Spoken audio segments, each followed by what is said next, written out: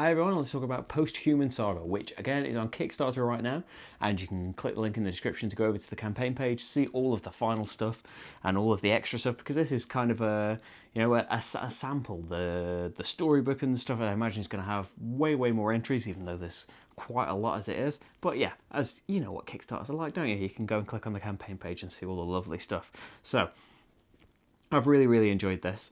I will say at first when I first was contacted about the game and started reading the rulebook, I saw, just nothing against them, but I see all the stats and all of the dice and things and start to, get a bit of a pigeonhole of this isn't a game I'm going to like. There's going to be, too much luck, or just it's going to be based on roll to resolve and things, but was completely wrong on those, first at a glance impressions, because as soon as you start getting into the rules and the way that the combat works and the way that the map building works, even though there are dice and there are, you're drawing random cards to aid your combat, and you're drawing random equipment cards, or maybe you're drawing random encounters and things, I have to say that while that's still kind of present, you have control over your destiny a lot in this. You can't have complete control in it, but I love that the way that the combat works is definitely there's a bit of a learning curve to it, because there are a lot of steps to remember, but there are, as soon as you get the basics, there are little hints on the combat trackers, which are great to have on there. It's a really nice touch to have that on the board at a glance to help you decide. The way that you pick your cards in combat, and then you get the random one, so you see what you've got. You get it on there, and then an opponent rolls their enemy dice for you, so you see what they're doing, and then you can decide whether you're spending your tokens on there. It's kind of that. There's still these random things on that the enemy are rolling their dice, that you are drawing a random card that could very well be a miss. There's at least a couple of misses in your deck that are always going to be in there. That is really good. That helps you decide, if I have these tokens, how now do I spend them?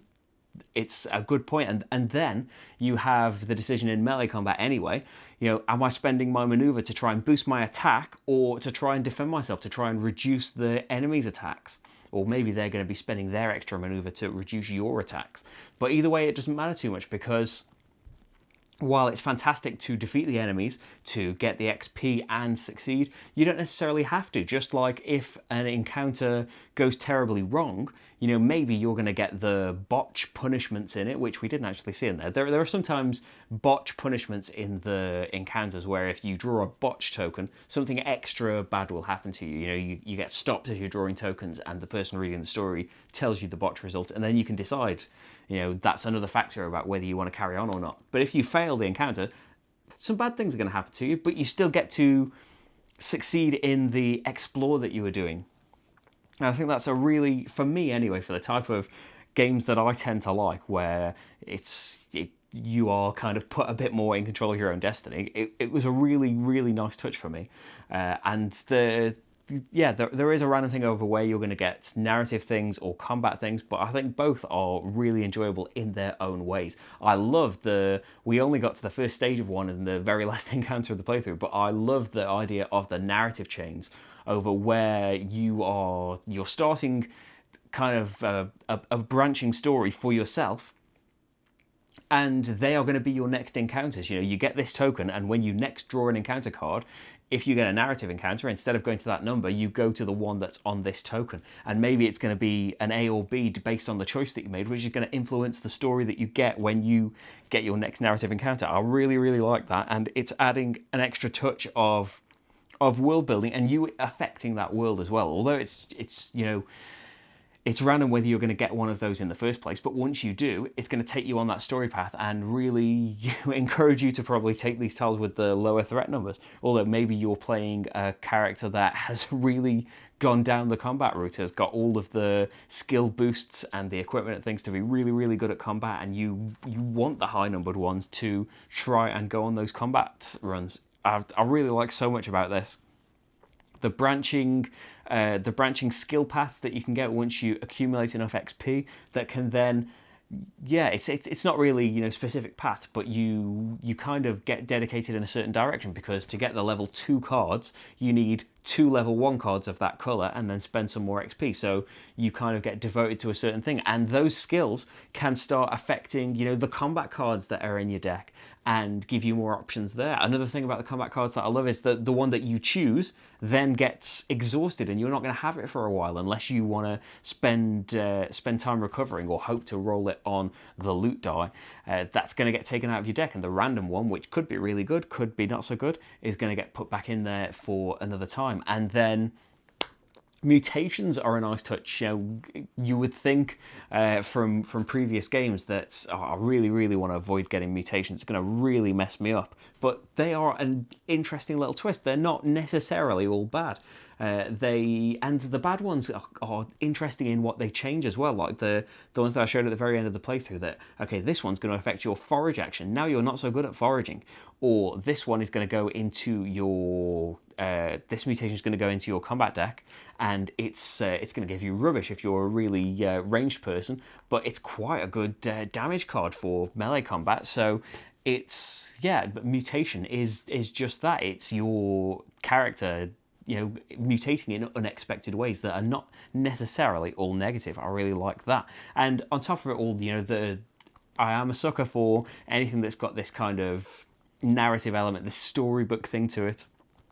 So the story feel of the game, though, where we're going through these objectives, and hopefully if we can succeed in these objectives, they're going to lead to some stories as well, is a nice thing. But the narrative objectives I really like, to the point where, as much as I enjoyed the decisions that you have to make with the combat, I always relish getting the choice for the narrative things. And it's disappointing when you don't have the resources for them, because you really want to see what the option was going to be, or you know what the best choice could it be if you get I can't remember what the word is now. Critical success. It's not critical success, is it?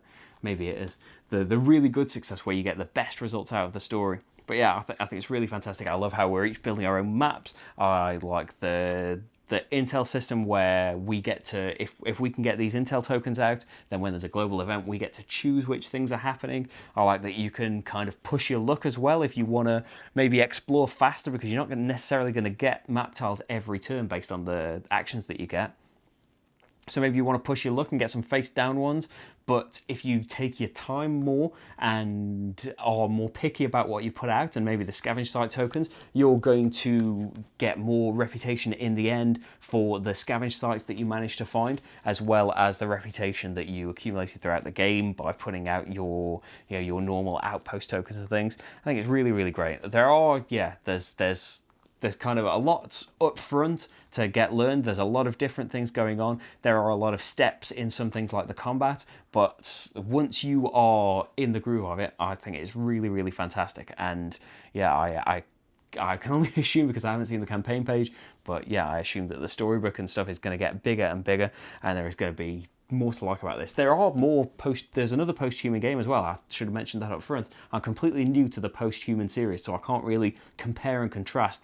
But I know that Rado did one for the original Posthuman, and he's done one for Saga. So you can go over to his final thoughts, and I'm sure that he will have some comparison to say about the two. But I think that's it for me for the moment.